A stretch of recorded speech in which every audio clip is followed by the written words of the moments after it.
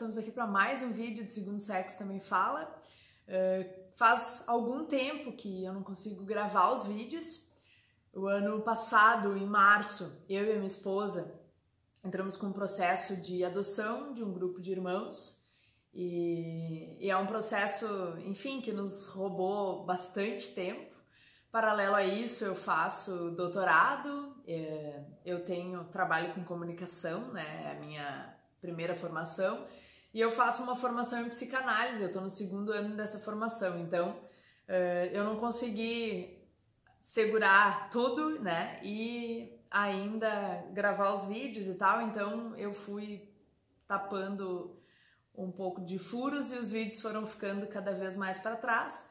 Mas no início desse ano de 2019, eu postei no Instagram do Segundo Sexo Também Fala, me propondo que eu voltaria, então cá estou, como boa parte dos brasileiros, o meu ano começou depois do Carnaval, então eu tô um pouquinho atrasada só, porque o Carnaval já faz aí umas semaninhas, mas eu voltei aqui.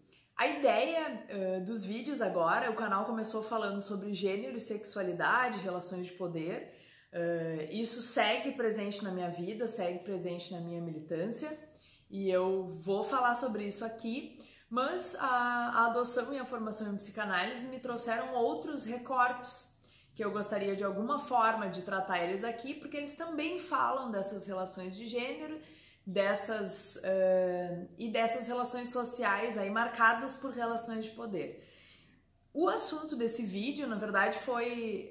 eu nunca tinha pensado sobre ele, mas o meu filho mais velho, que tem 8 anos, me levou a fazer essa reflexão. Eu acho que é uma reflexão muito sutil e, ao mesmo tempo, muito importante para a gente fazer, porque eu comecei a olhar assim, para o meu comportamento anterior a esse toque que ele me deu, mesmo sem querer me dar um toque, e eu vi que eu reproduzia algo que não é algo que eu concordava pelo simples fato de não questionar, que talvez seja o grande problema do mundo. Mas a ideia desse vídeo é falar sobre aquela clássica frase que a gente diz quando a gente encontra uma pessoa triste, arrasada, deprimida, chorando por alguma coisa, e a gente diz não fica assim. Quando a gente diz não fica assim, claro que o nosso objetivo é de alguma forma minimizar essa dor do outro, né? Fazer com que esse outro não sinta essa dor. Mas, se a gente for parar para pensar, primeiro, por que a gente diz isso? Será que a gente não diz não fica assim porque a gente não suporta a dor do outro? Porque a gente não suporta olhar para o outro, que é um outro que a gente gosta, e ver esse outro em sofrimento? Então, esse é um primeiro questionamento. E se... E eu acho que ele tem grande fundo, assim. Então, é uma relação de poder. A gente não suporta o sofrimento do outro, a gente também não consegue fazer com que ele na vida não passe por momentos de sofrimento, então a gente pede para ele fingir e para ele não ficar assim, então para ele não sofrer com aquilo que ele precisa sofrer. Esse é um dos pontos, assim. Por que eu comecei a pensar sobre esse não fica assim? Porque nos processos de adoção a gente passa por muitos momentos em que a gente tem vontade de desistir, em que a gente tem saudade da nossa vida, em que a gente acha que tudo que a gente está fazendo não está resultando de nada, em que a gente acha que a gente fez as escolhas erradas. Tem todo um processo judicial e a justiça, embora tenha esse nome bonito de justiça, ela muitas vezes não é justa e ela trata com diferença. E muitas vezes nos agride, nos atinge, né, enquanto sujeitos partícipes desse processo. E num desses dias que eu tava com toda essa carga, assim, a um passo de explodir, eu cheguei em casa muito triste, e na minha casa, tanto eu quanto a minha esposa, a gente tenta construir um ambiente em que é possível a gente sentir o que a gente sente. Então eu não quero que os meus filhos tenham a sensação de que nada me magoa, de que nada me entristece, de que nada me alegra, por outro lado. Então, eu sou aquilo que eu sou e eles precisam conviver com isso, né? Que é uma forma de dizer para eles que o sentimento deles eu também vou estar disposta a acolher. E eu acho que é um ambiente sincero, assim, um ambiente de verdade que acolhe o sentimento. Então, eu tento construir isso com eles. Mas o fato é que um dia eu cheguei a ponto, assim, de explodir, sentei na minha cama e comecei a chorar. E esse meu filho mais velho, que é muito sensível, assim, e que depois eu gravo um vídeo só falando sobre isso, mas ele foi o meu primeiro filho, assim, por muito tempo, eu tinha o meu filho e cuidava do meu filho e dos irmãos do meu filho, não eram todos meus filhos, né? Na adoção tem dessas coisas, eu gravo um vídeo pra falar sobre isso, mas o fato é que esse meu filho sentou do meu lado, ele é bastante afetivo, assim, sensível, me deu um abraço, assim, um beijo e ali caberia a frase do não fica assim, mas ao contrário disso, ele não me disse não fica assim, ele me disse amanhã vai ser melhor. E ele deixou que eu me sentisse como eu estava me sentindo. Eu fiquei com aquilo alguns dias na cabeça e fiquei me questionando por que aquele amanhã vai ser melhor dele me deixou inquieta, assim, né? Me tirou do meu... Aquele pensamento ficou voltando na minha cabeça. E daí eu me dei conta que eu muitas vezes disse não fica assim, não necessariamente para ele, mas na vida. E comecei a pensar sobre isso, então cheguei nessa ideia de que a gente não suporta o sofrimento do outro e por isso a gente diz não fica assim, que é uma coisa extremamente autoritária, né? Já que a gente não consegue fazer com que o outro não passe por traumas, até porque que nem tudo vem com rótulo, assim, trauma, né? Então, o que é um trauma para mim pode não ser para um outro sujeito.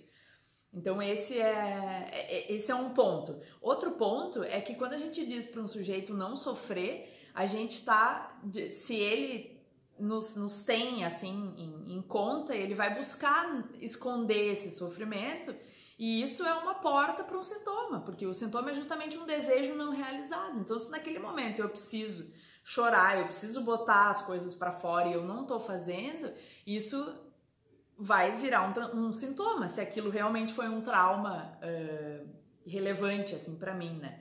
Isso também me lembra de uma frase do Nietzsche, que de alguma forma, quanto mais eu leio Freud, mais eu leio Nietzsche, mas eu acho que eles tinham muitas coisas em comum, assim, inclusive o Nietzsche, em algumas coisas, ele conseguiu ir um pouco mais adiante, assim, ser um pouco mais progressista que o Freud, mas o Nietzsche tem uma frase que eu gosto muito, que é o que a gente não faz para fora, o que a gente não faz para fora, a gente faz para dentro.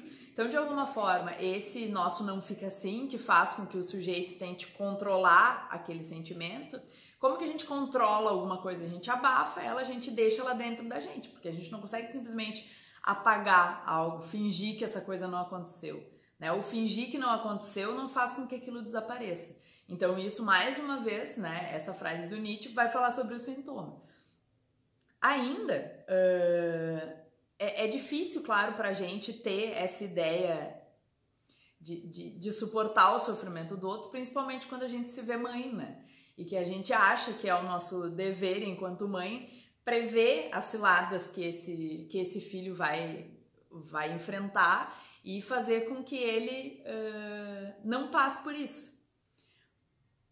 E ok, acho que isso é um pouco o papel da mãe, mas ao mesmo tempo, esse sujeito, a gente não vai conseguir prever que esse sujeito passe por tudo. E muitas vezes os tombos que a gente cai na vida nos servem de ensinamento.